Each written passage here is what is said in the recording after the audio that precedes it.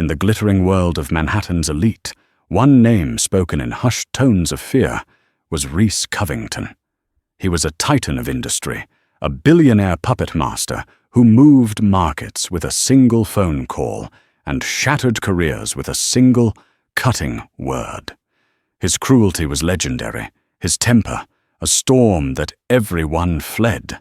The finest restaurants, the most exclusive clubs, they all bowed to his whims, their staff trained to be invisible, to endure his quiet tyranny.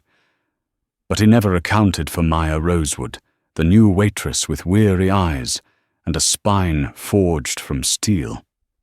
This isn't just a story about a rude CEO. It's about the day the untouchable man met the unbreakable woman. This is the story of the one person who refused to break, and in doing so, changed everything. The air in Aurelia was different. It wasn't just the temperature, meticulously controlled to preserve the integrity of the $1,000 bottles of wine lining the mahogany walls. It was a pressure, a palpable weight of expectation that settled on Maya Rosewood's shoulders the moment she stepped through the heavy, soundproofed glass doors for her first shift.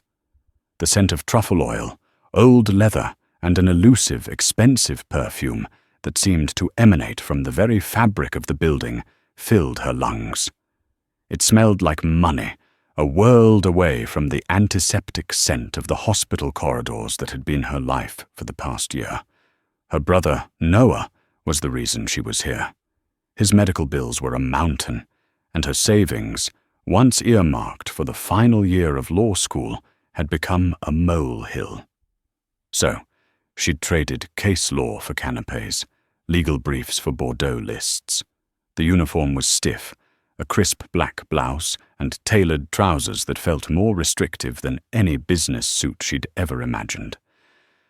"You're the new girl, Rosewood," a reedy voice said behind her. She turned to face Mr. Dubois, the restaurant's general manager. He was a man who seemed permanently folded in on himself, his shoulders hunched in a perpetual cringe.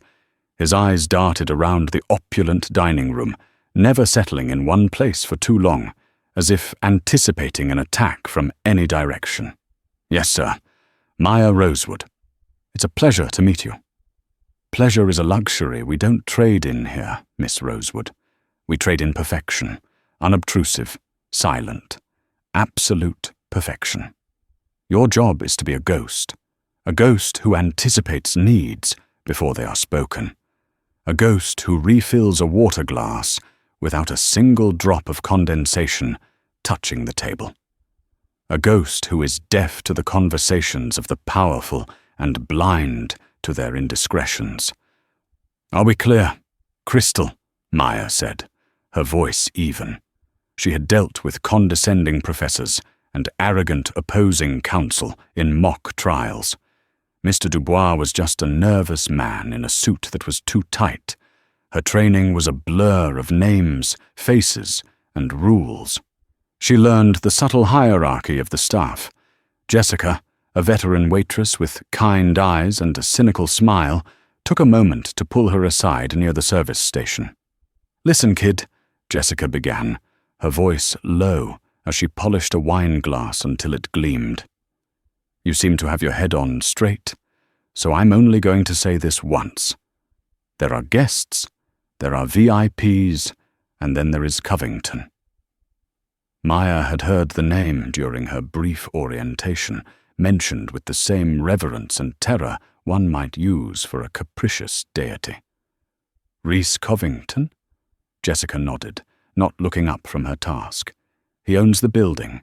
He owns half the block. For all intents and purposes, he owns Mr. Dubois.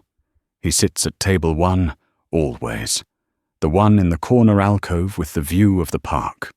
When he comes in, the air changes. Don't speak to him unless spoken to. Don't make eye contact for more than a second. Don't, under any circumstances, get his order wrong. A busboy once brought him sparkling water when he asked for still. The kid was fired before the bottle was even taken off the table." Maya felt a knot tighten in her stomach. "What's his usual?" "There is no usual. That's the point. He's unpredictable. He'll test you. He enjoys it. Just keep your head down, do your job, and pray he doesn't notice you. For the first few hours, the evening was a symphony of controlled chaos. Maya moved with a grace she didn't know she possessed. Her mind, trained to memorize complex legal statutes, easily retaining the night's specials and the esoteric dietary restrictions of Manhattan's upper crust. She was good at this. She focused on the rhythm. Take the order, place the order, serve, clear, repeat. She thought of Noah, of the beeping machines and the quiet hope in his eyes. This was for him. She could be a ghost for him. Then, at precisely 8:47 p.m., a hush fell over the restaurant. It started at the entrance and spread like a wave, silencing conversations, stilling the hands of waiters. The pressure in the air intensified, became suffocating. Maya looked up and saw him. Rhys Covington did not walk into a room. He conquered it. He was tall, dressed in a Tom Ford suit that was so perfectly tailored it seemed to have been stitched onto him. His hair was dark, his jaw sharp, and his eyes were a shade of Arctic blue that seemed to absorb all the warmth from their surroundings. He moved with the predatory stillness of a shark, his gaze sweeping across the room, cataloguing every detail, every person, dismissing them all. Mr. Dubois scurried toward him, his posture somehow even more stooped. "Mr. Covington, welcome. Your table is ready, of course?" Covington didn't acknowledge him. His eyes continued their sweep, and then, for a fraction of a second, they landed on Maya. It was like being pinned by an entomologist. She felt seen, analyzed, and instantly discarded. She quickly looked down at the table she was clearing, her heart pounding against her ribs. Jessica brushed past her, whispering under her breath, "Showtime. Pray you're not in the splash zone." He was seated at table 1, which, to Maya's horror, was in her section. Mr. Dubois, his face pale with sweat, personally attended to him, pouring him a glass of still water from a freshly opened bottle of Voss. Another waiter, a young man named Tim, approached with the wine list. "Good evening, Mr. Covington. May I—" "You may not." Covington's voice was low, yet it cut through the ambient noise of the restaurant with chilling clarity. "You are new." It wasn't a question. "Yes, sir. My second week." "Then you are not qualified to speak to me about wine. Send me someone who is." Tim froze, his face flushing crimson. He looked utterly humiliated, a deer caught in the headlights of a bespoke Bentley. He mumbled an apology and practically fled from the table. Maya watched, her hands clenching into fists under the cover of her serving tray. She had seen bullies like this before, in courtrooms and corporate boardrooms, men who used their power as a cudgel, delighting in the fear they inspired. Mr. Dubois rushed over to Maya. "Rosewood, table 1. Just take his food order. Be quick. Be invisible." Her legs felt like lead as she approached the table. The knot in her stomach was now a cold, hard stone. This wasn't just a rude customer. This was an executioner, and she was walking toward the gallows. She reminded herself of Noah, of the bills, of the necessity of this job. She could endure this. She had to. She stood beside the table, her notepad in hand, her gaze fixed on a point just over his shoulder. "Good evening, sir. May I take your order?" He didn't look at her. He was scrolling through something on his phone, his thumb moving with dismissive speed. The silence stretched, thick and uncomfortable. Seconds felt like minutes. She could feel the eyes of the entire staff on her back. Finally, without looking up, he spoke. "The sea bass, pan-seared. The risotto that accompanies it is to have no truffle oil. I detect even a hint of it, and the dish will be sent back, and your chef will be looking for a new position tomorrow. The asparagus must be blanched for precisely 90 seconds. Not 89, not 91. And you will bring me a bottle of the 2011 Screaming Eagle Cabernet Sauvignon. He finally lifted his Arctic eyes to meet hers. Can you handle that, or is it too complex? The condescension was a physical slap. She felt the heat rise in her cheeks, but her voice, when she spoke, was as cool and steady as she could make it. It's perfectly clear, sir. He gave a slight, humorless smirk, as if he'd won a battle she didn't even know they were fighting. We'll see. She turned to leave, her body rigid with a mixture of fear and fury. As she walked away, she felt his gaze on her back, cold and analytical. She had survived the first encounter, but she knew, with a certainty that chilled her to the bone, that this was only the beginning. He hadn't just placed an order, he had thrown down a gauntlet. The kitchen was a hive of frantic, hushed activity. The head chef, a burly man named Antoine, who normally ruled his domain with a booming voice and a string of French curses, was personally overseeing Covington's order. A timer was set for the asparagus. A separate pan, scoured clean, was designated for the risotto. The tension was so thick Maya could have sliced it with a fish knife. She busied herself at the sommelier station, retrieving the wine. The 2011 Screaming Eagle. It was one of the most expensive and sought-after wines on their list, a cult Cabernet from Napa Valley that cost more than her monthly rent. She handled the bottle as if it were nitroglycerin. Her hands were steady, a testament to the iron will she was forcing upon her frayed nerves. Jessica found her there, her face etched with concern. "How are you holding up?" "I'm fine," Maya lied, her voice tight. "It's just an order." "No, kid, it's never just an order with him. It's a performance, and he's the director, producer, and the only critic that matters. He's trying to get a reaction. Don't give him one." Maya nodded, her jaw set. She wouldn't. She would be the perfect, invisible ghost Mr. Dubois wanted. She would not give him the satisfaction. Carrying the bottle and a decanter on a silver tray, she returned to table 1. He was still on his phone, a picture of detached authority. She performed the presentation ritual, her movements precise and economical, just as she'd been taught. "The 2011 Screaming Eagle Cabernet Sauvignon, sir," she announced quietly, presenting the label for his inspection.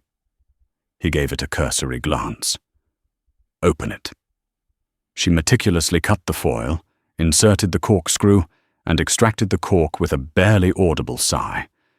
She placed the cork on the table for him and poured a small measure into his glass for him to taste.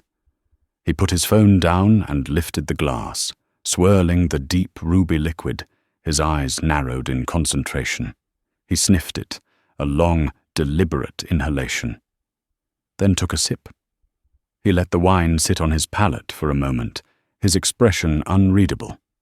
Then he placed the glass back on the table with a definitive click. "This is not the 2011, he stated, his voice flat and cold.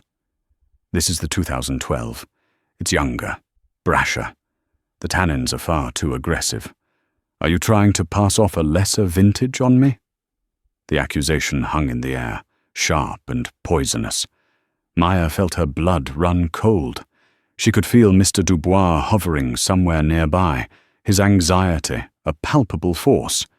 She knew the protocol. Apologize profusely, remove the bottle, and beg the sommelier to find the right one, hoping to God it was in stock. Apologize, cower, retreat. But something in her snapped. It wasn't just the accusation.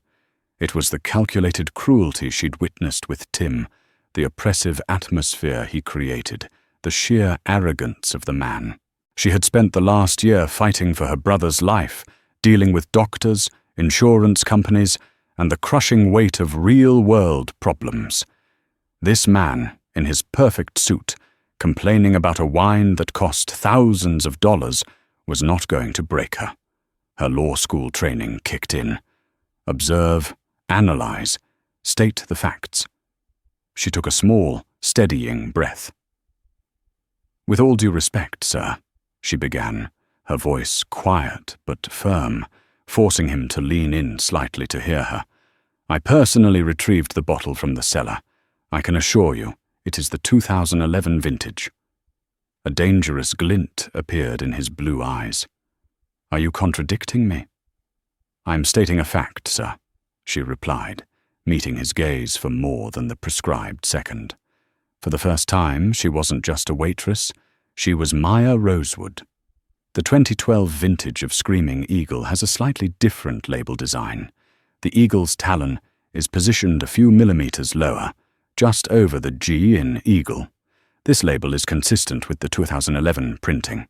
Furthermore, the 2011 vintage was known for its unusually high acidity due to a cooler growing season, which can be mistaken for aggressive tannins on a young palate if not properly decanted. She hadn't meant to add the last part. It just came out, a piece of trivia she'd picked up while studying the wine list obsessively. It was a direct challenge to his palate, his knowledge, his authority. The silence that followed was absolute.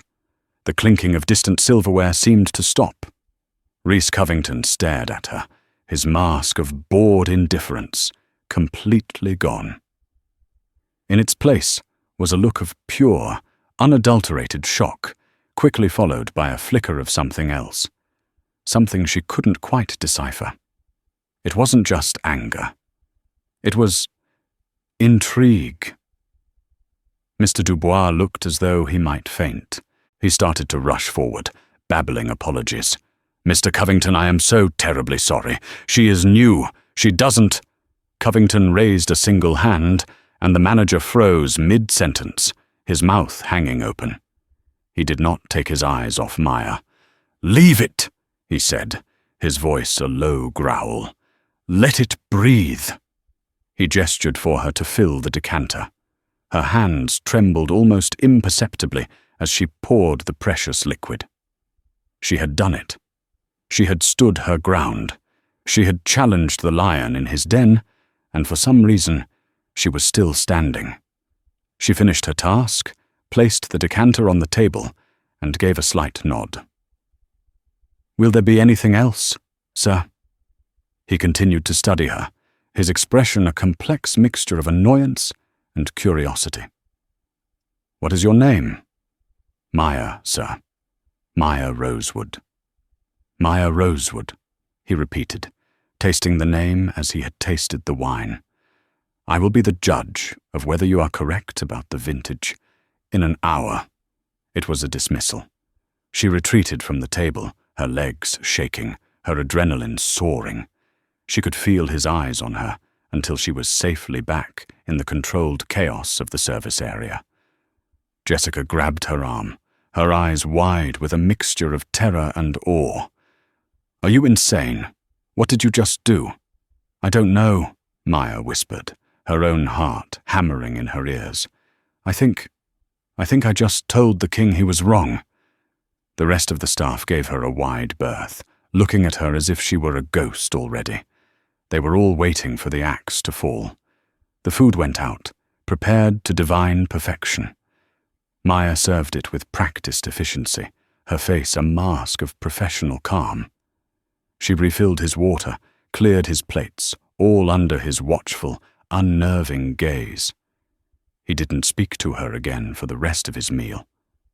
When he was finished, he signaled for the check. Maya brought it to him in the leather billfold. He placed a black credit card inside without looking at the total. When she returned with the slip for him to sign, he held on to it for a long moment, his pen hovering over the signature line. Then he looked up at her one last time. "The wine," he said, his voice devoid of its earlier edge, now holding a note of grudging respect. "You were right. It opened up beautifully." He signed the slip, pushed it toward her, and stood. Without another word, he turned and left the restaurant. The oppressive atmosphere lifted the second the doors closed behind him. Mr. Dubois ran to the table, snatching the bill slip. Maya and Jessica watched, holding their breath. The manager stared at it, his eyes bulging. "My God," he whispered. Jessica snatched it from his hand. Maya looked over her shoulder. The bill was several $1,000s. On the tip line, Reese Covington had written a single, bold number. It was exactly what she earned in a month. And below it, scrawled in a sharp, decisive hand, were 2 words: for Maya. The generous tip didn't feel like a reward. To Maya, it felt like a statement, a branding. It was a move in a game she didn't understand, and it set her apart from the rest of the staff in a way that was both isolating and terrifying. In the locker room after her shift, the whispers followed her. Some were tinged with admiration, others with envy and fear.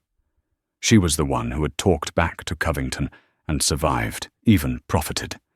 It made her an anomaly, an unpredictable variable in their carefully managed ecosystem of fear. Mr. Dubois cornered her before she could leave, his face a pasty mask of anxiety. "Miss Rosewood, I do not know what stunt you think you pulled tonight, but let me be unequivocally clear. You got lucky. Lightning does not strike twice. From now on, you will revert to the job description I provided. You are a ghost. You are invisible. You do not have opinions on wine, on food, on anything. Do you understand me?" "I understand," Maya said, her voice betraying none of the exhaustion she felt. "I hope so," he hissed, "because he is a client of unparalleled importance. Your job is not to impress him, it is to not displease him. You flew dangerously close to the sun tonight." As she rode the late-night subway home to her small Queens apartment, the scene replayed in her mind. The cold fury in his eyes, the shock, the reluctant concession. She hadn't intended to challenge him. It had been a reflex, a defense of her own competence against his casual cruelty. She looked at the tip receipt she'd kept, the bold, arrogant handwriting. It wasn't a peace offering, it was a purchase. He had paid for the entertainment, for the novelty of a waitress with a backbone. The following week was a tense waiting game. Every time the door to Aurelia opened, a collective breath was held. But Reese Covington did not return. A fragile sense of normalcy began to settle back over the restaurant. Maya fell into the routine, her movements becoming more fluid, her knowledge of the menu more ingrained. She was good at her job, efficient, observant, and calm under pressure. She sent most of the tip money to Noah's medical fund, a small victory that felt tainted. Then, on a Tuesday night 2 weeks after the incident, he reappeared. The familiar hush descended. The air crackled with renewed tension. When Mr. Dubois scurried to greet him, Covington cut him off. "I'll be in the bar area tonight," he said, his eyes scanning the dining room. "And I want her to serve me." He pointed, a single, decisive gesture, directly at Maya. A cold dread washed over her. This was not a coincidence. This was deliberate. Jessica gave her a look that was equal parts pity and warning. "The lion's back," she murmured, "and he remembers your scent." For the next month, it became his new routine. He would come in 2 or 3 times a week, always unannounced. He would sit not at his usual table, but in different sections, and he would always, explicitly, request Maya. It was a power play, and everyone knew it. He was singling her out, placing her under a microscope. The tests became more elaborate. He would quiz her on the origins of the obscurest cheese on the dessert cart. He'd ask her to pair wines with dishes that were notoriously difficult to match. He would change his order midway through its preparation, demanding a complete overhaul. Each demand was a challenge, a small, meticulously crafted attempt to make her fail, to trip her up, to force her back into the box of a meek, compliant servant. But Maya refused to break. She spent her off hours in the library, not reading legal texts, but studying viticulture, gastronomy, and the history of French cuisine. Her mind, sharp and analytical, absorbed the information with an avidity that surprised even her. She treated his tests like cross-examinations, anticipating his questions, preparing her answers, and meeting every challenge with a quiet, unshakable competence. She learned to read his moods. A certain tightness in his jaw meant he'd had a difficult day at Covington Global, and his demands would be more exacting. A subtle tapping of his fingers on the table meant he was impatient, his mind already on the next deal, the next conquest. She became an unwilling expert on the enigma that was Rhys Covington. Through it all, he remained a fortress of cold detachment. Their interactions were strictly professional, a precise ballet of server and patron. Yet beneath the surface, a silent war of wills was being waged. He was trying to prove that she, like everyone else, had a breaking point. She was trying to prove that she was more than just a waitress he could toy with.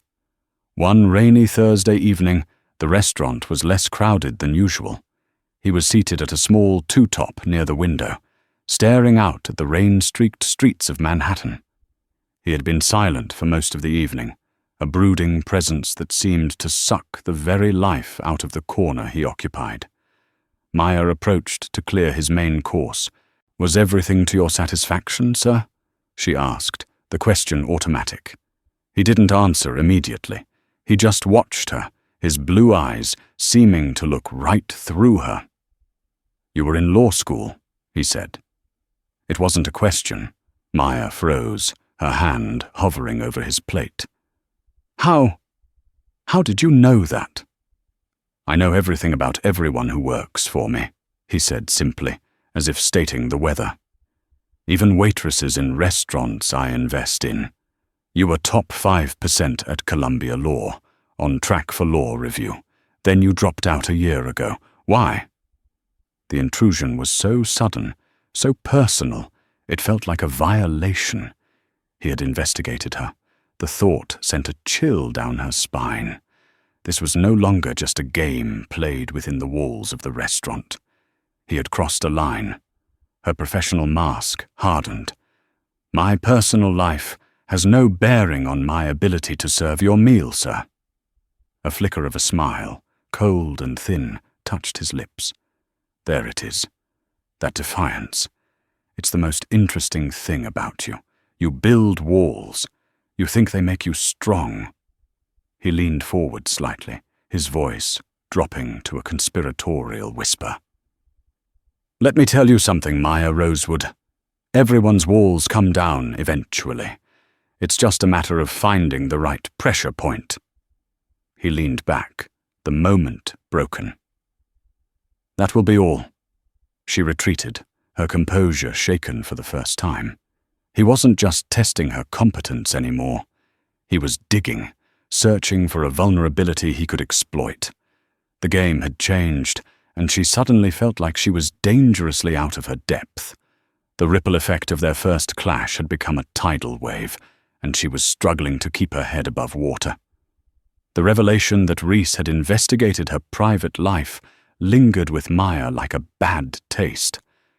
It shifted her perception of their dynamic from a strange workplace challenge to something more invasive, more personal. He was no longer just a difficult customer. He was a man who deliberately collected information as ammunition. Her defenses went up, higher and more fortified than before. She became even more reserved, her professionalism a carefully constructed armor. A few nights later, a new player entered the arena. A man named Robert Vance, a rival CEO known for his flashy suits and predatory smile, arrived at Aurelia with a small entourage. He was loud, ostentatious, and commanded attention in a way that was diametrically opposed to Rhys's quiet intimidation. To Maya's dismay, he spotted Rhys sitting alone in his usual alcove and, with a broad, insincere grin, strode over to his table. "Rhys, fancy seeing you here. Brooding alone, as usual?" Vance's voice boomed, drawing the attention of nearby tables. Rhys looked up, his expression one of pure contempt. "Vance, I had hoped the smell of desperation that follows you wouldn't penetrate the walls of a reputable establishment." Vance laughed, unabashed. "Always with the pleasantries. I just came from the Henderson bid meeting." "Tough luck, Rhys. Looks like your team fumbled." "Maybe you're losing your touch." Maya was serving a table nearby, pretending to be absorbed in refilling water glasses, but she was listening intently. This was the first time she had seen anyone speak to Rhys with such open antagonism. "One lost bid is a Tuesday for me, Robert," Rhys replied, his voice dangerously soft. "For you, it would be a lifeline. Don't mistake a single battle for the war. You, of all people, should know I always win the war." "We'll see," Vance sneered, his smile tightening. "People are starting to talk. They're saying Covington Global is vulnerable. They're saying its leader is distracted, cold, just like his old man. At least your grandmother, Grace, had a heart. She knew business was about people. You just see assets and liabilities. It's your greatest weakness." At the mention of the name Grace, Maya saw it. A flicker, a barely perceptible tightening around Rhys's eyes, a clenching of his jaw so subtle she would have missed it if she hadn't been watching so closely. It was a chink in the armor, the first genuine emotional reaction she had ever seen from him. "Get away from my table, Robert," Rhys said, his voice dropping to a near whisper that was more menacing than any shout. Vance, sensing he had struck a nerve, gave a triumphant smirk and sauntered back to his own party. The moment hung in the air. Rhys sat perfectly still, staring at the spot Vance had just vacated. He seemed different, his usual predatory stillness replaced by a rigid, brittle tension. He signaled for his check, not with his usual crisp gesture, but with a short, jerky motion. Maya prepared his bill and brought it to him. As he reached for the leather folder, his hand brushed against a small, silver picture frame he had placed on the table, knocking it to the floor. It landed face down on the thick carpet with a soft thud. Neither of them moved for a second. It felt like a significant moment, a disruption of his carefully controlled world. Before he could react, Maya instinctively bent down and picked it up. She couldn't help but glance at the image as she righted it in her hand. It was a faded color photograph, clearly decades old. In it, a much younger Rhys, perhaps a boy of 10, was smiling a wide, genuine smile she could hardly recognize. His arm was around an elegant, elderly woman with kind eyes and a warm, loving expression. The woman, Grace it had to be, was looking down at the boy with pure adoration. It was a picture of unguarded happiness, a relic from a life Maya couldn't imagine him having lived. She placed the frame gently on the table beside his hand. "Sir," she said softly. He flinched, as if her voice had broken a trance. He looked from the picture to her face, and his eyes were unguarded for the first time. The Arctic coldness was gone, replaced by a raw, profound sadness. It was a look of such deep and painful loneliness that it caught Maya completely off guard. It was a glimpse behind the mask, a look into the soul of the man, not the CEO. The mask slammed back into place almost instantly. The coldness returned. The walls went back up. He snatched the bill, signed it without a word, and stood to leave. He didn't even glance at the photograph again, leaving it on the table as he strode out of the restaurant. Maya stood there, looking at the abandoned picture. He had left it. In his haste to reconstruct his fortress, he had forgotten the one thing that seemed to matter. On impulse, she picked it up, tucked it into her apron pocket, and ran after him. She caught him on the sidewalk, just as his driver was pulling a sleek black Maybach to the curb. "Mr. Covington!" He turned, surprised. The city lights cast harsh shadows on his face. "What is it?" She held out the small silver frame. "You forgot this." He stared at the photograph in her hand as if it were a ghost. He didn't take it immediately. His gaze moved from the picture to her face, and his expression was complex, unreadable. He seemed to be reassessing her, seeing her as something other than the waitress who defied him. "Why bring it to me?" he asked, his voice rough. "Why not leave it for me to collect tomorrow? Why not let me suffer the loss for a night?" "Because it looked important," she said simply. "And because no one should have to lose something that makes them smile like that." He was silent for a long moment, the sounds of the city traffic swirling around them. Then he reached out and took the frame from her, his fingers brushing hers for a fleeting second. His touch was cold. "Thank you, Maya," he said. It was the first time he had used her name without a condescending edge. It was the first time he had thanked her for anything. Without another word, he got into the car, and the Maybach pulled silently into the stream of traffic, disappearing into the New York night. Maya stood on the sidewalk, the cold air on her face. She had gone looking for a pressure point, a weakness. She had found one, but it wasn't what she expected. It wasn't a flaw to be exploited. It was a wound. And for the first time since she'd met him, she didn't feel fear or anger toward Rhys Covington. She felt a sliver of something dangerously close to pity. The incident with the photograph marked a subtle but significant shift in their dynamic. Rhys's tests did not stop, but they changed in nature. The trivial quizzes about cheese and wine were replaced by something more psychological, more personal. He seemed less interested in making her fail, and more interested in understanding what made her resilient. He would bring in guests, board members, potential partners, rivals, and watch, with his unnerving, analytical gaze, how she interacted with them. It felt as if he were showcasing her, a strange, defiant prize he had discovered. Maya, for her part, felt a growing sense of unease. The glimpse of vulnerability she had seen in him made him more, not less, unpredictable. A wounded lion was far more dangerous than a merely arrogant one. She maintained her professional distance, a polite but impenetrable wall that he constantly, quietly, tested. The escalation came during a dinner that was clearly of immense importance. Rhys was hosting two stern-faced Japanese investors, the Matsuyama brothers, whose potential partnership with Covington Global was rumored to be worth billions. The tension at Table 1 was thick enough to be a physical presence. Mr. Dubois had been fluttering around all evening, his nerves completely shot.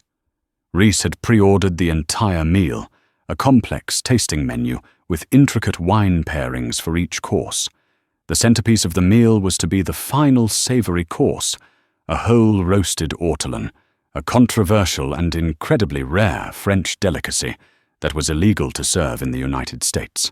It was a dish shrouded in tradition and ritual, eaten with a napkin covering the diner's head to hide their shame, or, as some said, to trap the aromas. Its presence on the menu was a flagrant display of power and influence, a statement that Rhys Covington operated above the law. The kitchen staff was on edge. Chef Antoine had procured the birds through a clandestine source, and their preparation was being conducted with the secrecy of a state secret. Maya felt a deep sense of revulsion at the dish, but her job was to serve it. As she brought the silver-domed platters to the table, Rhys stopped her.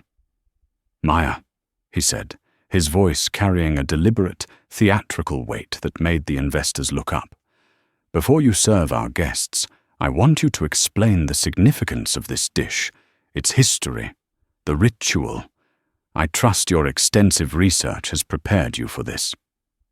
It was a trap, a vicious, calculated trap, laid in front of an audience that held the fate of his company in their hands. He was putting her on the spot, forcing her to be a participant in this grotesque theatre. A simple mistake, a moment of hesitation, could make him look foolish and incompetent for trusting her. He was leveraging her competence, betting his billion-dollar deal on her ability to perform under impossible pressure. Every instinct screamed at her to refuse, to walk away. But then she looked at the faces of the Matsuyama brothers. They were watching her, their expressions stern and curious, and she looked at Rhys. His face was a cold, impassive mask, but she saw in his eyes a challenge. "Show them who you are. Show me who you are."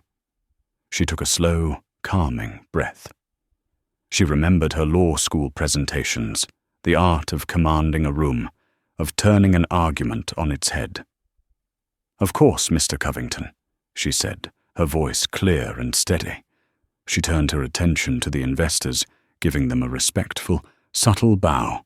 "Gentlemen," she began, her tone shifting from that of a waitress to that of a learned curator. "What you have before you is the ortolan bunting. In the culinary traditions of Gascony, this dish is not merely food. It is a sacrament, a moment of profound, albeit controversial, indulgence. The ritual of covering one's head with the linen napkin, the serviette, is a tradition steeped in duality." She paused, letting her words sink in. "Some say it is to hide the act from the eyes of God, a moment of private shame for the decadent act of consuming such a small, delicate life whole. Others, however, offer a more pragmatic interpretation, that it is to concentrate the sublime aromas of Armagnac, in which the bird is prepared, creating an intensely personal sensory experience for the diner." She could see the investors were captivated. Rhys hadn't moved a muscle. "But there is a third interpretation," she continued, her voice dropping slightly, drawing them in. "One that speaks to the modern world. It is said that in this private space, under the linen, a diner is alone with their conscience. The dish becomes a meditation on the nature of power, consumption, and the price of luxury.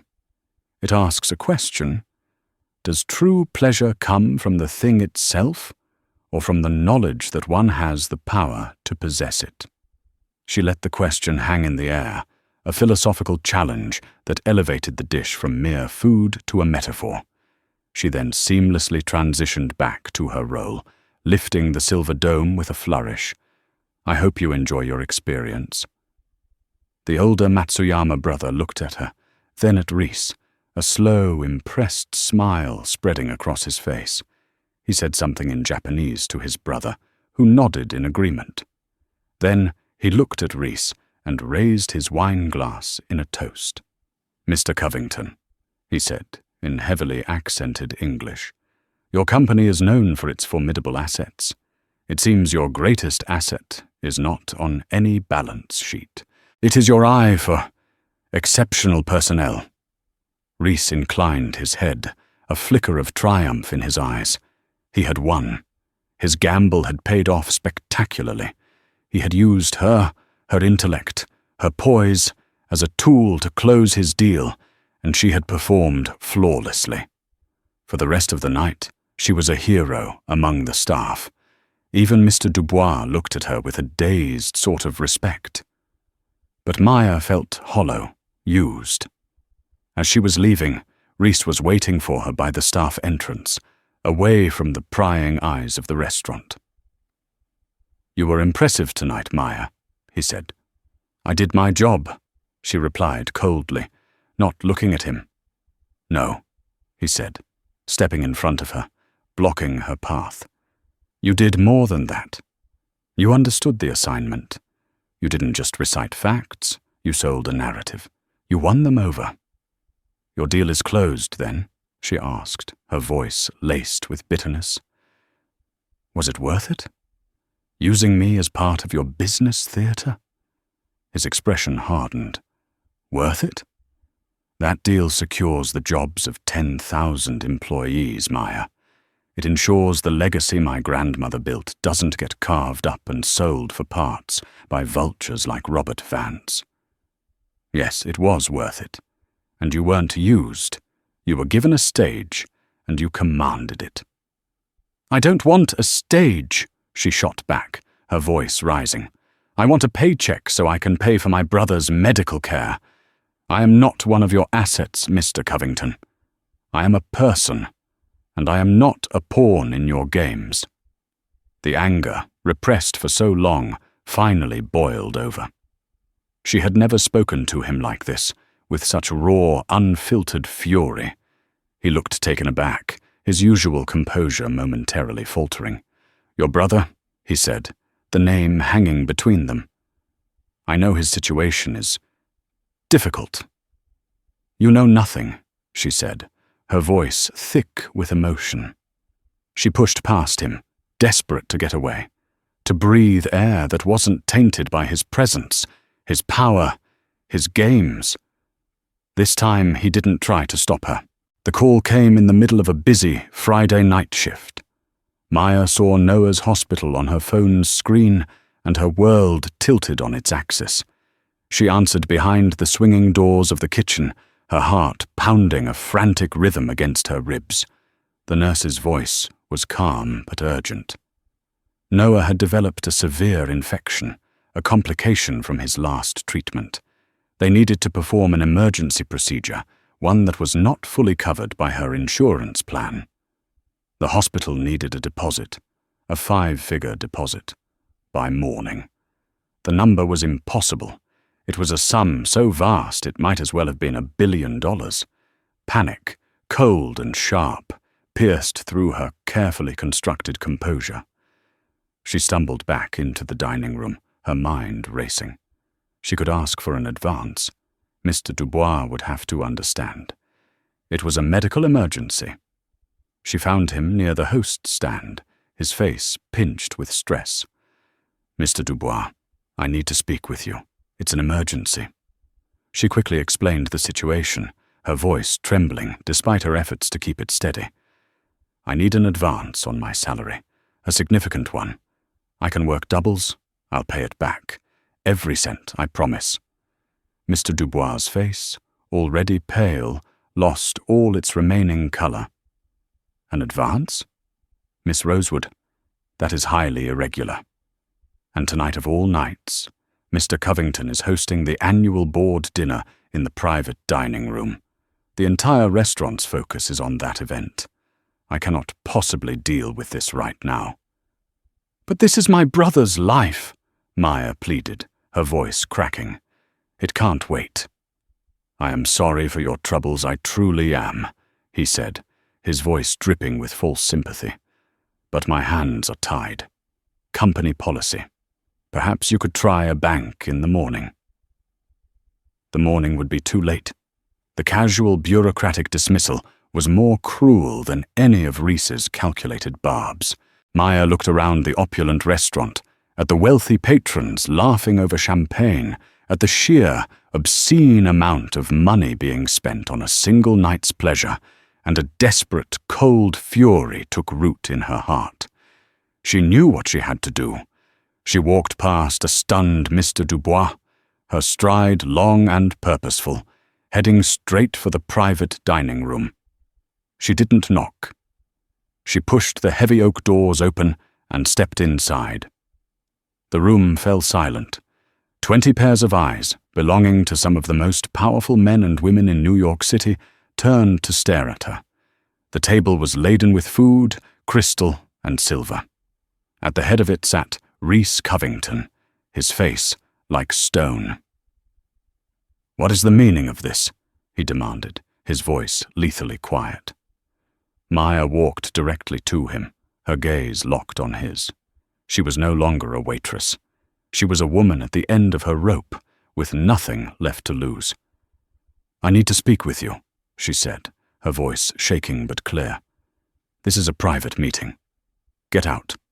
"No," she said, her voice gaining strength. "You will listen to me. Not as my boss, not as a customer, as a person." She leaned forward, placing her hands on the polished table. "You spend weeks digging into my life, learning my secrets, turning my existence into some kind of psychological experiment for your own amusement. You used me to close your billion-dollar deal. You parade me around like a show pony. You do all of this, but do you know what it's actually like to be me?" The board members were murmuring, shifting uncomfortably. Reese's eyes were blazing with a cold fire, but he didn't stop her. "My brother is sick," she continued, her voice thick with unshed tears. "He is lying in a hospital bed right now, and he needs a procedure to save his life, a procedure I can't afford. I came to this job, this city, to fight for him. I serve you your $1,000 wines and your illegal birds, and I do it with a smile, because I need that money for him. You sit here in your palace of power, moving markets and ruining lives on a whim, talking about your legacy. What is your legacy, Mr. Covington? A collection of terrified employees and a reputation for cruelty. My legacy is my brother. It's keeping him alive." She was breathing heavily, the words having tumbled out of her in a raw, emotional torrent. She had laid her soul bare in front of him and his entire board. "I asked for an advance," she finished, her voice dropping to a whisper. "And I was refused because your dinner was more important." The silence in the room was deafening. Reese Covington just stared at her, his expression completely unreadable. The mask was perfect, impenetrable. She thought she had failed. She had gambled everything and lost. She straightened up, a hollow emptiness inside her, and turned to leave. "Wait," he said. His voice stopped her. She turned back. He stood up, his chair scraping against the floor. He looked at his board members, his face grim. "This meeting is over," he announced. "Leave." There was a moment of shocked hesitation.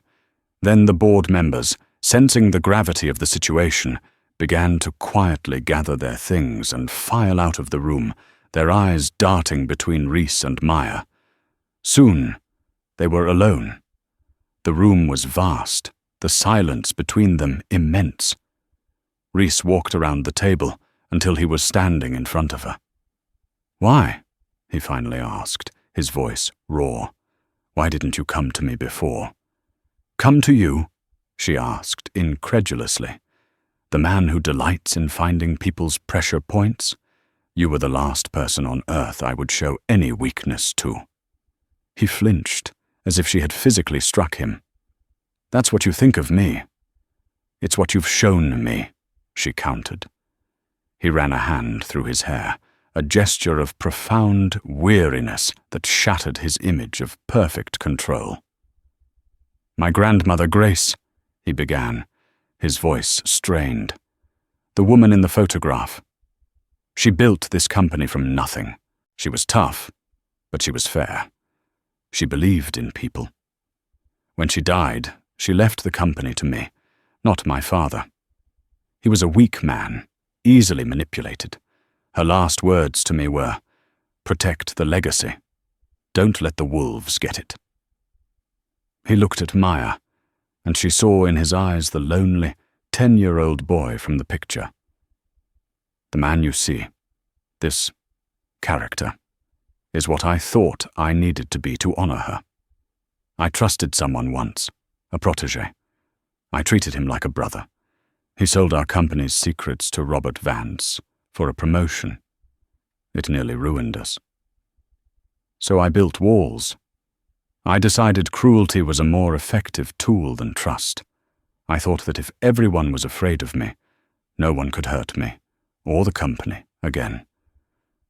I saw your strength, your refusal to break, and I was fascinated. I wanted to see how far it went. I was wrong. I became the very thing I despise. One of the wolves. He finally looked away from her, toward the window overlooking the city. I pushed you to see where your walls would crack. I never imagined it would be because the world was already breaking you. The confession, so stark and painful, hung in the air between them. For the first time, she saw him not as a tyrant, but as a man trapped in a prison of his own making, haunted by a promise he didn't know how to keep. The unraveling was not just hers. It was his too. Rhys took Maya directly to the hospital. Gone was the tyrant. In his place was a man of quiet authority who settled all of Noah's medical expenses without a moment's hesitation. He stayed with her through the long night, a steady presence in the sterile waiting room.